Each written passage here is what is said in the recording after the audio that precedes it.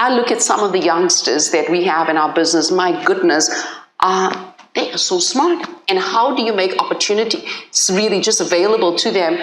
But also, most importantly, how do you make sure that you create a path so clear that they don't have to go through what you've gone through, because we already bear the scars sitting here, right? Yes. We've already kind of done the work. Yes. Let's make it slightly easier for them so that we can create that level of acceleration and get more women to the top.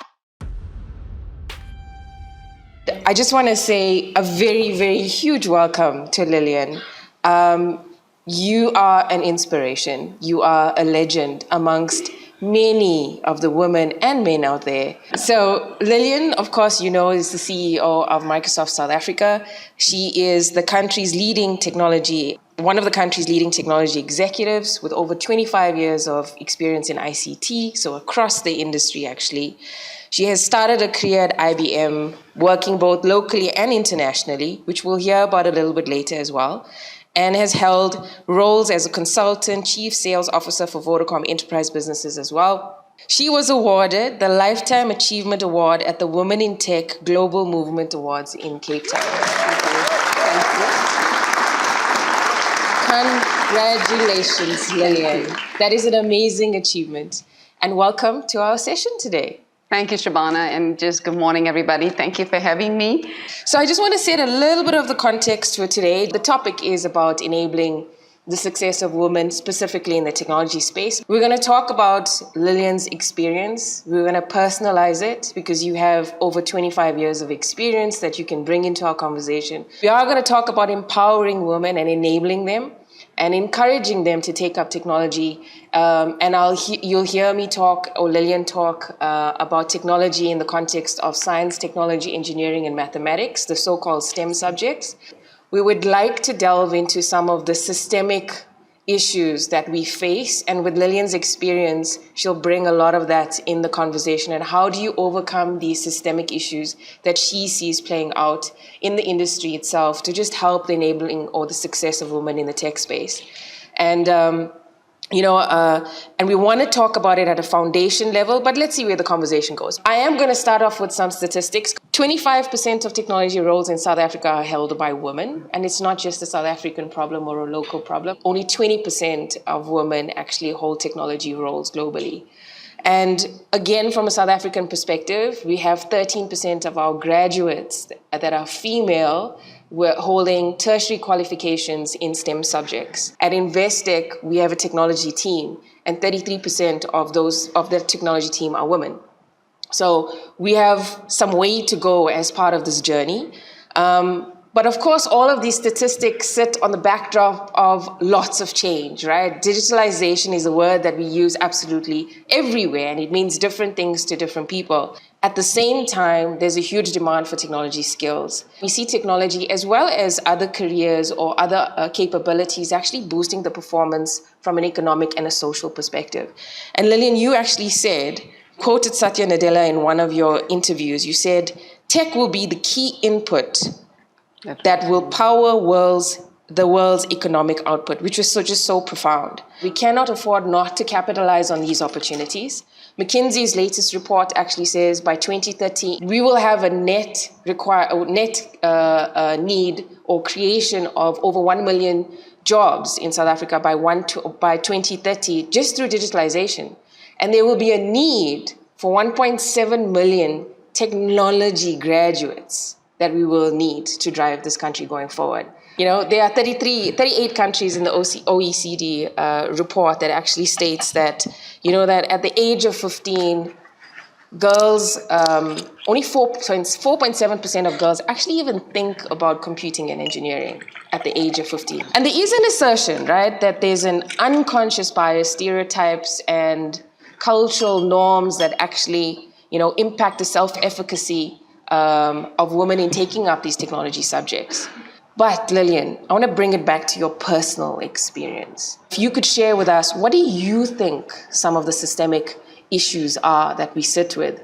Thank you, Shabhana. And there's so many points where I could start. So maybe let me start with Satya's quote. And this is a conversation that we're having with a lot of leaders, and you all experiencing it because you CIO.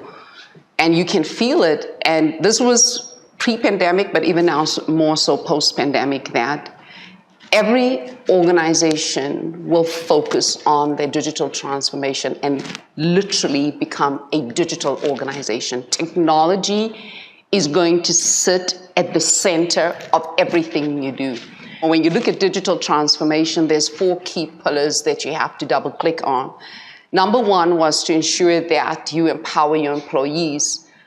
And at the time, it sounded a bit far-fetched. What do you mean by that? And we talked a bit about collaboration, productivity, etc. Fast forward post-pandemic, and we all remember when the president sent us all home, I'm sure you were called and you were asked the pertinent question.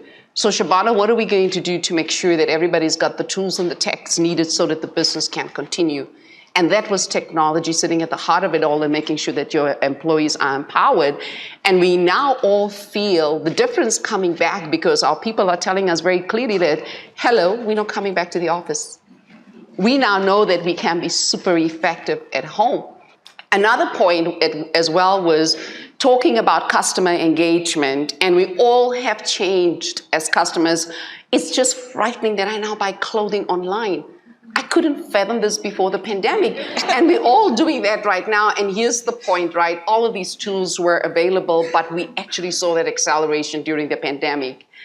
The third piece is that all businesses are feeling cost pressures. The pandemic has just been brutal. And they are looking for ways just to, do more with less.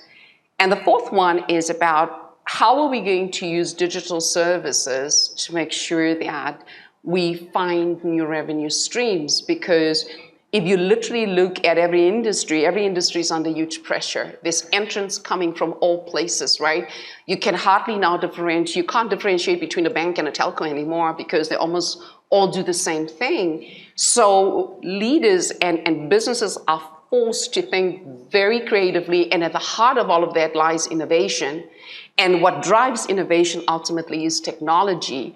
And what we're finding, and this is basically our narrative at Microsoft, is that I'm saying to leaders that, honestly, if you want to accelerate your own digital transformation, you're gonna have to make sure that you develop in skills within your organization and actually don't create an external dependency, because if you create that tech intensity internally, you can actually drive innovation and actually do that at scale.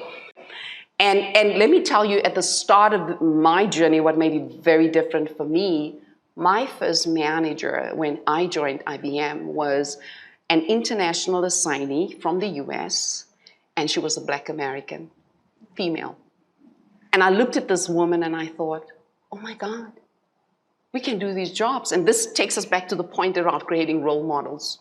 It is amazing when you look at someone who looks like you, understands you, they make it tangible for you. Because remember, we did not grow up with CEOs and CIOs in our families, right? In fact, I remember in our community when I said, oh, I wanted to go into BCom, people were like, what's that?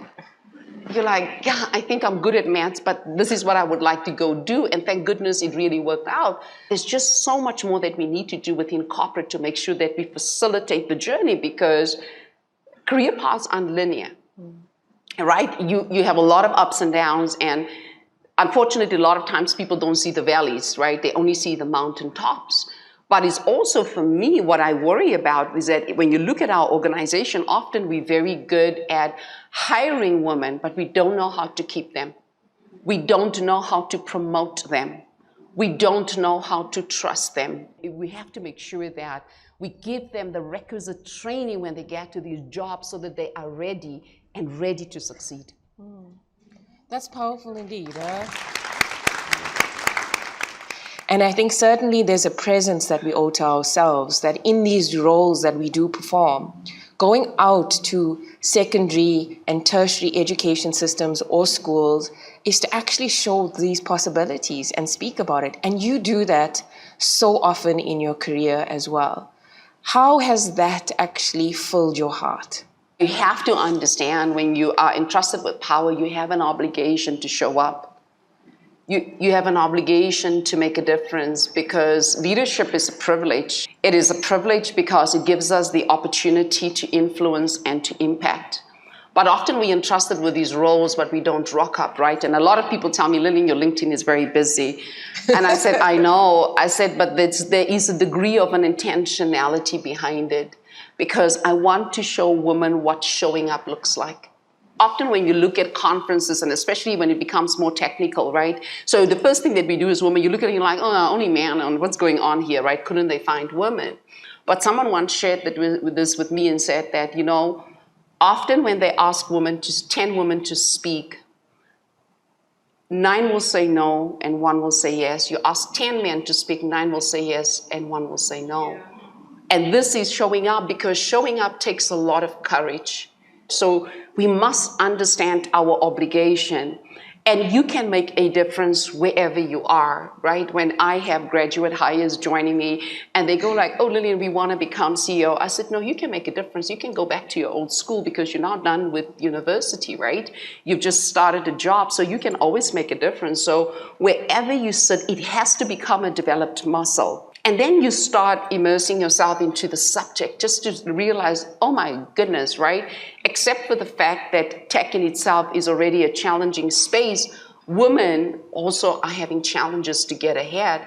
And how am I going to prepare myself for the journey ahead? But whilst you do that, you take other women along, because we have to take other women along. You have to create a path for other women. It is our obligation. And when we talk about representation matters because look what you've just done. Being CIO, you've put this all together. And I'm not saying men wouldn't do it, right? But this is what we would naturally do. This is the difference that we make when we, come into these spaces. And can you imagine if we start equalizing the playing field, just how different organizations would be? And that is why we have to see representation at every level.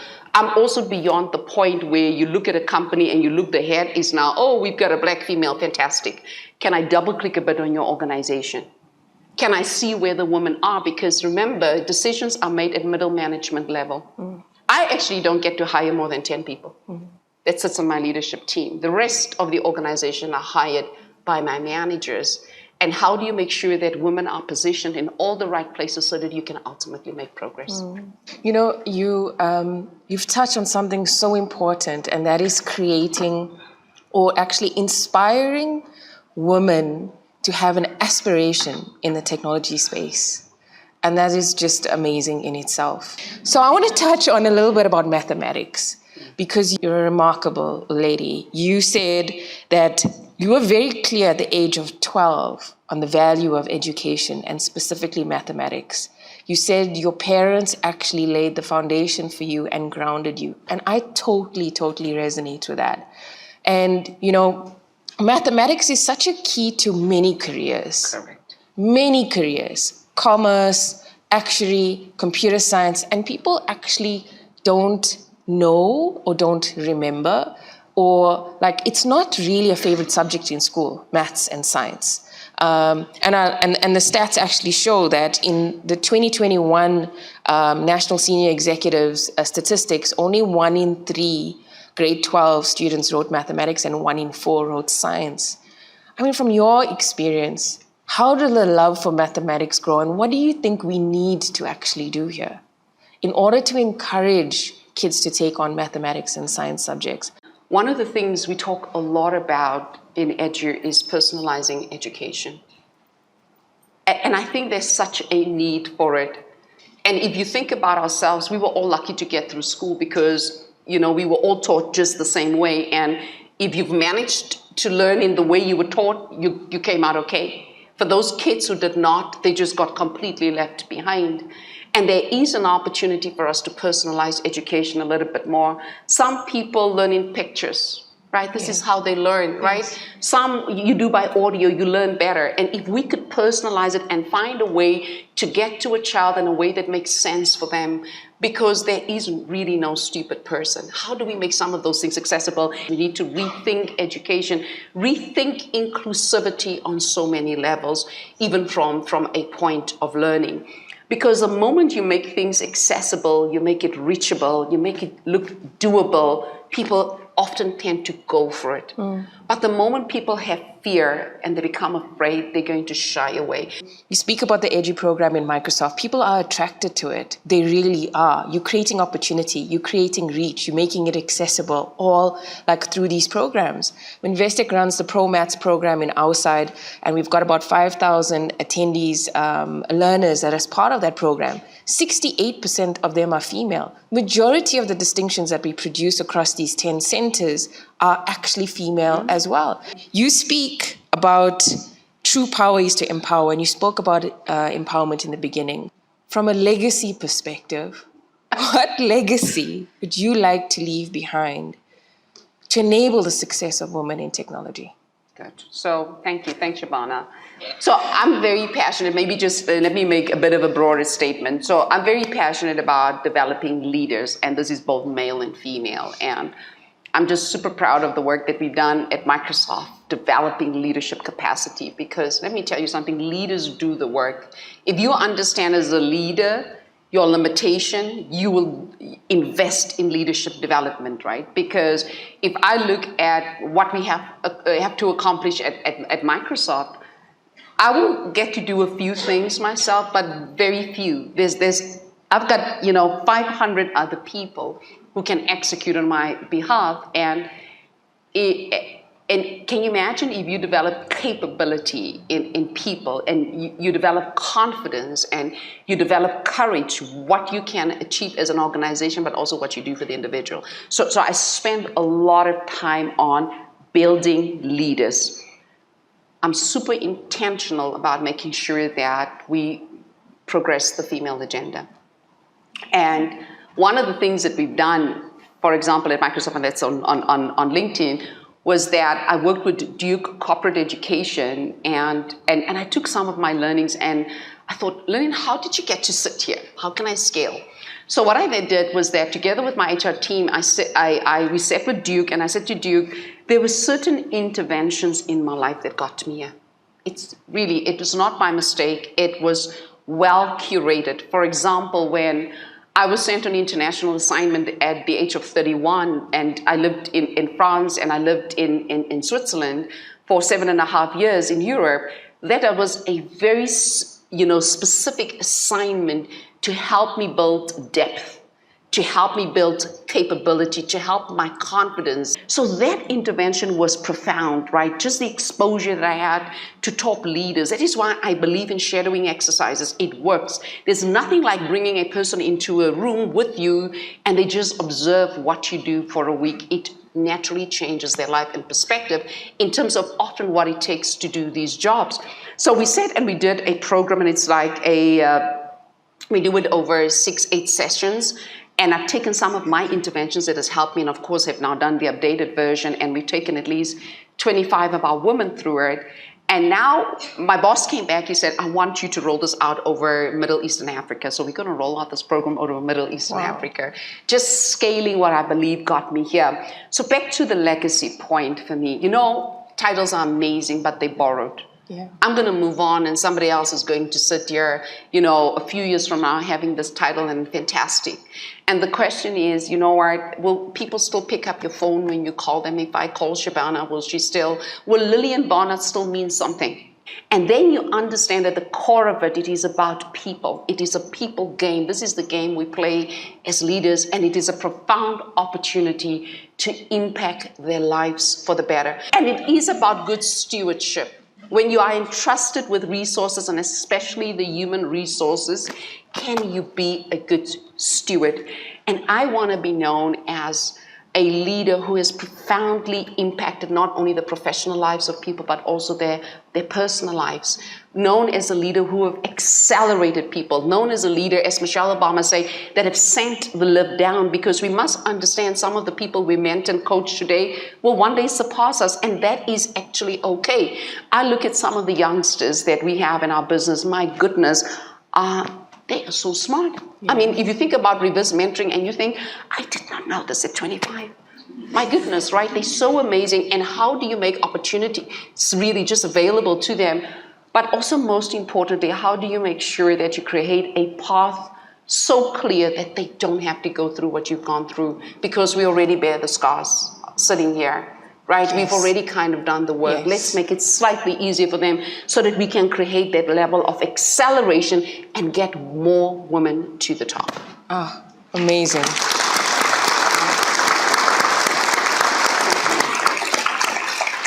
I don't think I'm going to say anything after that. The conversation has come to an end, but the journey still continues. We have work to do, and my ask is accelerate the pace, just like everything else. I believe that women are technology's untapped talent, and we've got work to do. Yeah. We all do. Thank you very much for this Focus Talk. Thank you. Thanks, Shabhana.